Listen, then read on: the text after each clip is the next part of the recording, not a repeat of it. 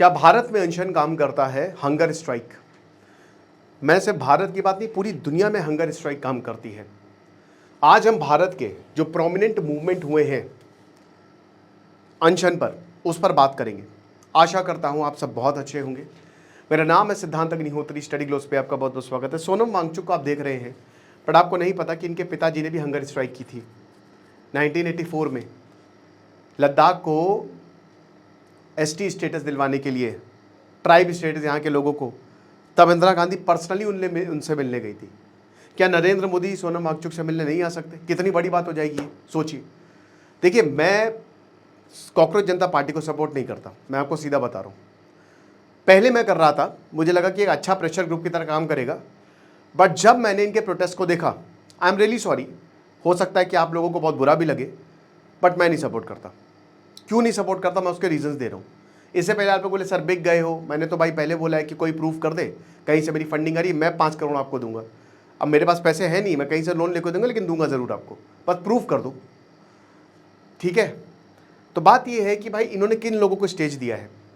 कोई आके एंटी हिंदू बातें बोल रहा है ना। कोई कुणाल कामरा आके सीता के पति, आप बोलेंगे सर सीता के पति, कल बोला बहुत लोगों ने, इस पर क्या प्रॉब्लम है? प्रॉब्लम ही नहीं, प्रॉब्लम मंशा की है। दिख जाता है अगले की इंटेंशन क्या है, वो किस तरीके का आदमी रहा है। आप AISF और पता नहीं किन किन लोगों को, जो एक्सट्रीम लेफ्टिस्ट ऑर्गेनाइजेशंस हैं, आप उन लोगों को स्टेज दे रहे हो जिन्होंने भाई ओपनली आतंकवादियों का सपोर्ट किया है। यासीन मलिक के साथ दिखी हैं अरुंधति रॉय, यासीन मलिक के और जो सपोर्ट किया है उन्होंने काफ़ी लोगों का। और एक और चीज़ कि यासीन मलिक को भी सज़ा हुई है, सज़ा हुई है उनको। किस, ऑलरेडी जेल में है, ऑलरेडी जेल में है। लेकिन जो नर्स थी, मैं उनका नाम भूल गया, उनके रेप और मर्डर में उनको फिर से सज़ा हुई है और प्रूव हो चुका है, CBI ने ये प्रूव कर दिया। आप ऐसे लोगों को स्टेज दे रहे हो। आप बस नाम रहेगा अल्लाह का, ये पाकिस्तान में गाने गाए जाते थे, पाकिस्तान में, और फिर तालियां बजती हैं। अन्ना हजारे का प्रोटेस्ट एक वेल ऑर्गेनाइज्ड प्रोटेस्ट था, पर यहाँ पे स्टेज से अन्ना हजारे को भी मतलब काफ़ी कुछ, मतलब स्टेज से तो नहीं, पर जब कुछ लोगों से पूछा जा रहा है तो फिर भाई बात ये है ना कि क्या वाकई में आप एजुकेशन के कॉज के लिए आए भी हो?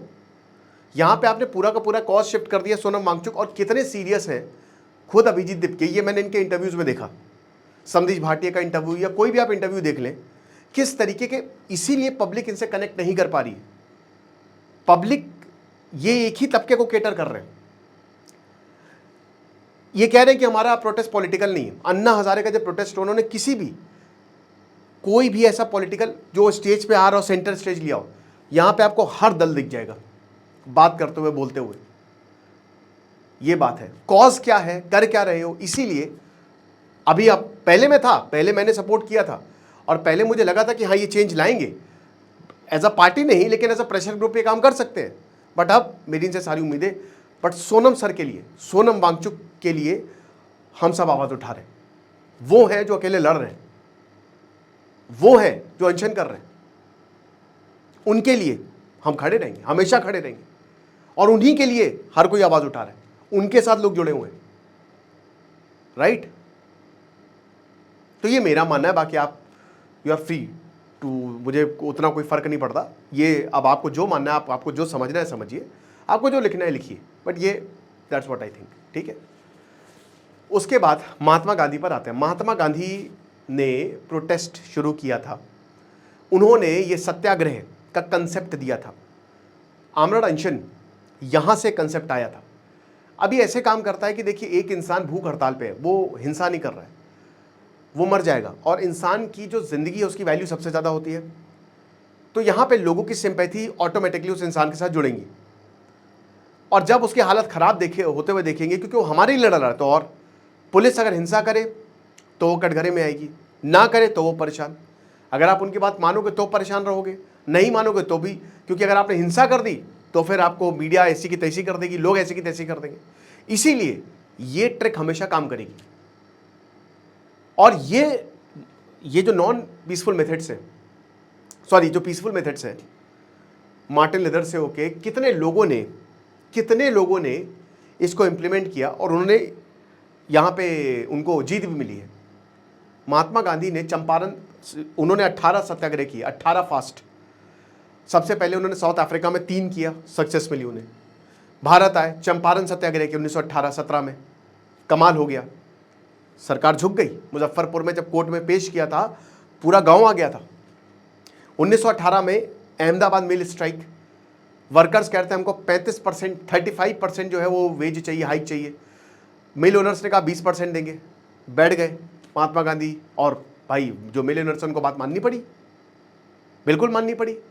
1932 में जब कम्युनल अवार्ड, ठीक है, रामसाहेब मैकडॉनल्ड पीएम, उन्होंने कम्युनल अवार्ड दिया, B.R. अम्बेडकर और महात्मा गांधी आपस में भिड़ गए थे। तब पूना, जब यरवेडा जेल में थे वो, तब उन्होंने फास्ट किया, तब B.R. अम्बेडकर ने इसको फिर वापस लिया।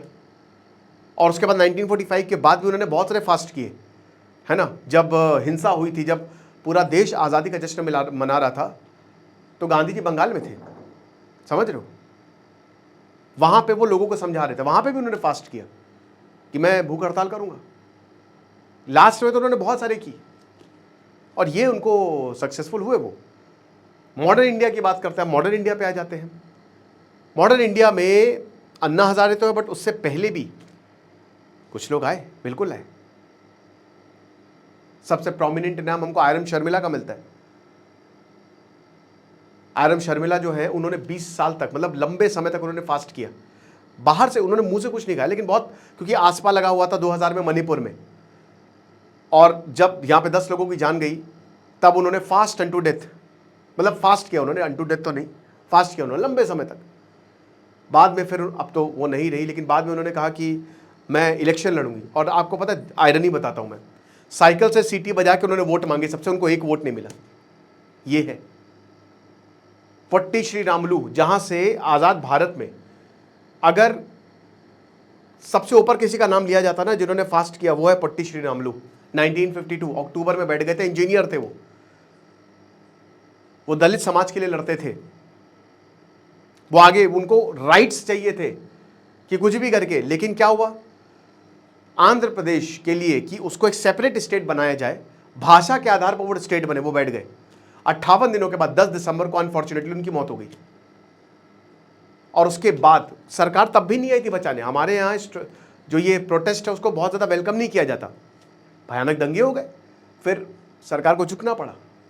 और सरकार ने उसके बाद Andhra Pradesh was made the first linguistic state, फिर स्टेट रीऑर्गेनाइजेशन एक्ट आया, और उसके बाद आज जो आप देख रहे हो ना 28 राज्य हमारे, 8 यूनियन टेरिटरीज, वो उसी पे ही थे। इसके सूत्रधार हैं पट्टी श्री रामलू। उनके बलिदान ने भारत में फेडरलिज्म को जन्म दिया। यही कंसेप्ट केसीआर, के चंद्रशेखर ने उठाया जब उनको तेलंगाना को अलग करना था। सेम वो स्ट्राइक पे गए, और हंगर स्ट्राइक पे गए, और उनको रिजल्ट्स मिले। Then there was my favourite, दिल टूटा था मेरा जब उनकी जान गई थी, प्रोफेसर GD अग्रवाल। 2011 में वो सन्यासी हो गए थे, ज्ञान स्वरूप, स्वामी ज्ञान स्वरूप, IIT के प्रोफेसर थे वो। सैकड़ों पत्र लिखे उन्होंने नरेंद्र मोदी को, अविरल गंगा, कि मां गंगा को बचाना है, गंगा एक्ट लेके आइए। उन्होंने पूरा ड्राफ्ट करके भेजा था, नहीं हुआ। वो अनशन पर बैठे और उनकी जान चली गई आज से 6 साल पहले। और जब ये हुआ तो बहुत बवाल हुआ था, इसमें काफ़ी बातें भी हुई थी। डॉक्टर्स ने बताया कि डिहाइड्रेशन हो गया, हार्ट फेलियर हो गया। तब वहाँ पे नरेंद्र मोदी ने ट्वीट डाला था, लेकिन ये नहीं हुआ था कि उनसे मिल लें। उनका लॉस बहुत बड़ा था। वो माँ गंगा, जो हमारी पवित्र गंगा है, उसको साफ करने की बात करते थे। Then there was Anna Hazare, आज़ाद भारत का सबसे बड़ा मूवमेंट 2011, 2000 के बाद 2011 में वो मूवमेंट कमाल का था। मैं भी गया था, मुझे याद है, मैं भी अन्ना, तू भी अन्ना, अब तो सारा देश है अन्ना। और हम लोग कितने 11th-12th में, उस समय मैंने 12th जस्ट कंप्लीट किया था अपना, लेकिन वो मूवमेंट ने पूरे देश को हिला के रख दिया था। लोकपाल बिल पर वो मूवमेंट शुरू हुआ था, और वो एक टेम्पलेट बना कि आखिरकार मूवमेंट को ऑर्गेनाइज कैसे करना है, समझ रहे हैं। और अभी सोनम वांगचुक, सलाम है भाई सोनम वांगचुक को, मैं बोलता रहा हूँ, सलाम है उस आदमी को। बहुत मुश्किल होता है, जो वाकई में दूसरे इंसान के लिए सोचता है वही ऐसा डिसीजन ले पाता है कि हंगर स्ट्राइक पर जाना। ये आसान नहीं होता।